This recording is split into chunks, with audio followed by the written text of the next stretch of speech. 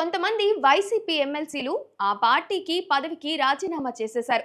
ఇతర పార్టీల్లో చేరి జగన్ రెడ్డి వైసీపీని విమర్శిస్తున్నారు. అలాంటి వారిపై రాజకీయ నేత ఎవరైనా అర్హత వేటు కోసం సిఫార్సు చేస్తారు. కానీ వాళ్ళంతట వాళ్ళు రాజీనామాలు మొహాన కొట్టినా ఆమోదించడం లేదు.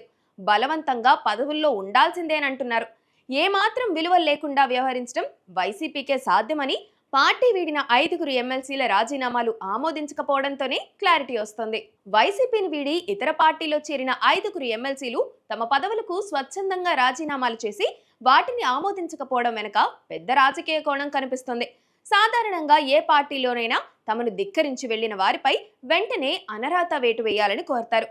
కానీ వైసీపీ మాత్రం అందుకు భిన్నంగా వారు బలవంతంగా పదవుల్లోనే ఉండాలని, సాంకేతికంగా వైసీపీ ఎమ్మెల్సీలుగానే కొనసాగాలని కోరుకోవడం వెనక సంఖ్యాబలం మాయాజాలం ఉంది.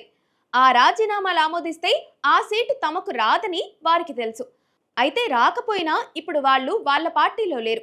రాజకీయాల్లో విలువలు, నైతికత గురించి మాట్లాడే జగన్ రెడ్డి తన పార్టీని విమర్శిస్తూ, ముఖ్యమంత్రిని దూషిస్తూ ఇతర పార్టీలో చేరిన వారిని ఏ అధికారంతో పార్టీలో కొనసాగుతున్నట్లు చూపిస్తారని రాజకీయ వర్గాలు ప్రశ్నిస్తున్నాయి. ఆ ఎమ్మెల్సీలు తమ రాజీనామాలను శాసనమండలి చైర్మన్ కు పంపినా కారణాలు సంతృప్తిగా లేవని తిరస్కరించారు. మండలిలో తమకున్న మెజారిటీని కాపాడుకోవడం, ఆ స్థానాలకు ఉప ఎన్నికలు వస్తే ఓడిపోతామనే భయంతోనే రాజీనామాలను తిరస్కరిస్తున్నారు.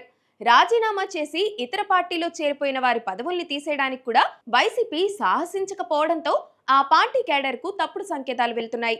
ఇలాంటి రాజకీయాల వల్ల ప్రజాస్వామ్య వ్యవస్థలో విలువలు దిగజారిపోతున్నాయని, అధికార దాహం తప్ప ఆత్మగౌరవం అనే మాటకు వైసీపీ నిఘంటువులో చోటు లేదని ప్రతిపక్షాలు విమర్శించడానికి ఇలాంటి రాజకీయాలే కారణం.